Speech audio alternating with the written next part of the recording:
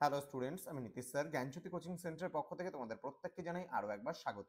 তো স্টুডেন্টস, আজকে আমি তোমাদের সঙ্গে আলোচনা করব এনইপি 4 ইয়ার আন্ডার গ্র্যাজুয়েট প্রোগ্রামের অধীনস্থ যে সমস্ত ছাত্রছাত্রীরা নর্থ বেঙ্গল ইউনিভার্সিটি আন্ডারে বিভিন্ন কলেজগুলোতে ফার্স্ট সেমিস্টারে পড়াশোনা করছো, তাদের জন্য আজকে আলোচনা করব ভিএসি আন্ডারস্ট্যান্ডিং ইন্ডিয়া, অর্থাৎ ভ্যালু অ্যাডেড কোর্সের তোমাদের যে বোধগম্যতায় ভারতবর্ষ রয়েছে সেখানে আজকে পঞ্চম নম্বর অধ্যায় থেকে অতি গুরুত্বপূর্ণ তোমাদের যে সিলেবাসটা রয়েছে সেটা হচ্ছে ভারতীয় অর্থনীতি, মিশ্র অর্থনীতি পরিকল্পনা কমিশন এবং উদারীকরণ।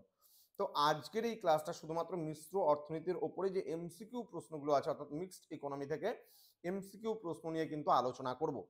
ক্লাসটি শুরু করার পূর্বে তোমাদেরকে বলে রাখি, যারা এখনো পর্যন্ত আমাদের চ্যানেলটিকে সাবস্ক্রাইব করোনি তারা অবশ্যই চ্যানেলটিকে সাবস্ক্রাইব করে পাশে থাকা বেল আইকন অল প্রেস করে দাও, যাতে নেক্সট টাইম থেকে কোনো ভিডিও আপলোড করলে তার নোটিফিকেশনগুলো তুমি সবার আগে পেতে পারো। এছাড়া যারা ভাবছো যে অনলাইনে আমাদের ক্লাস জয়েন করবে, নোটস নেবে, তারা অবশ্যই যোগাযোগ করবে আমাদের অফিসিয়াল নাম্বার 7076398606 নাম্বারে অথবা 6295916282 নাম্বারে। তোমাদের টোটাল কোর্স ফি রয়েছে তোমাদের এই সাধ্যের মধ্যে। শুধুমাত্র পুরো ফুল প্যাকেজিং নোটস নিতে চাইলে তোমরা যেটা পাচ্ছ আমাদের অ্যাপ্লিকেশন থেকেও কোর্স নিতে পারো। প্রেস্টিক্যাল এডুকেশন বলে প্লে স্টোরে অ্যাপ আছে, সেই অ্যাপ থেকেও নিতে পারো এবং সরাসরি আমাদের সঙ্গে এই নাম্বারে যুক্ত হয়েও কিন্তু নিতে পারো।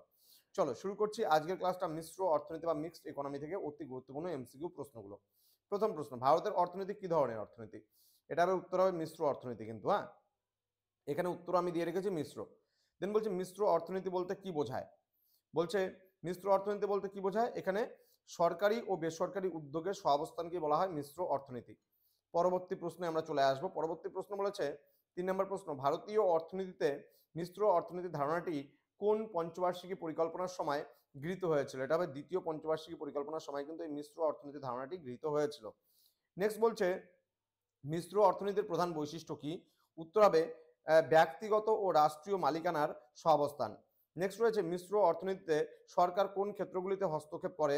সঠিক উত্তর হবে জাতীয় নিরাপত্তা ও জনগুরুত্বপূর্ণ প্রতিষ্ঠান।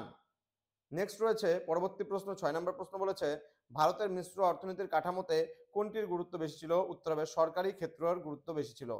নেক্সট, একটি মিশ্র অর্থনীতিতে সম্পদের ব্যক্তিগত মালিকানার উপর কি ধরনের নিয়ন্ত্রণ থাকে? এটা উত্তর হবে সীমিত ও সামাজিক কল্যাণমূলক নিয়ন্ত্রণ। ওকে, কি বলছে? সীমিত ও সামাজিক কল্যাণমূলক নিয়ন্ত্রণ হবে সঠিক উত্তর। নেক্সট রয়েছে ভারতের অর্থনীতির মিশ্র প্রকৃতি গ্রহণের মূল কারণ কি ছিল? উত্তর হবে সামাজিক ন্যায় বিচার সহ দ্রুত অর্থনৈতিক উন্নয়ন। পরবর্তী প্রশ্ন, মিশ্র অর্থনীতিতে মূল্য নির্ধারণ সাধারণত কিসের দ্বারা প্রভাবিত হয়? উত্তর হবে বাজার শক্তি ও সরকারি নিয়ন্ত্রণ উভয়ের দ্বারা। নেক্সট রয়েছে কোন অর্থনীতিবিদ মিশ্র অর্থনীতির ধারণাকে সমর্থন করেছিলেন? উত্তর হবে জন মেনার্ড কেন্স। তো এর পরবর্তী ক্লাসে আমরা আলোচনা করব তোমাদের পরিকল্পনা কমিশন বা প্ল্যানিং কমিশন থেকে মোস্ট ইম্পর্টেন্ট যে গুরুত্বপূর্ণ প্রশ্নগুলো আছে সেগুলোকে নিয়ে। তো যারা আজকে ফার্স্ট টাইম আমাদের ইউটিউব চ্যানেলে ভিডিওটি দেখছো তারা অবশ্যই চ্যানেলটিকে সাবস্ক্রাইব করে বন্ধুদের সঙ্গে ভিডিওটি শেয়ার করো, যেন প্রত্যেকের কাছে আজকের এই ক্লাসটি পৌঁছে যেতে পারে।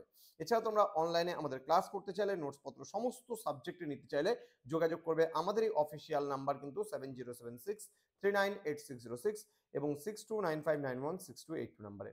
দেখা হচ্ছে খুব তাড়াতাড়ি আরো একটা নতুন ক্লাস নিয়ে তোমাদের সঙ্গে। তোমরা প্রত্যেকেই ভালো থেকো, সুস্থ থেকো। Thank you so much. Thanks for watching after all. Thank you.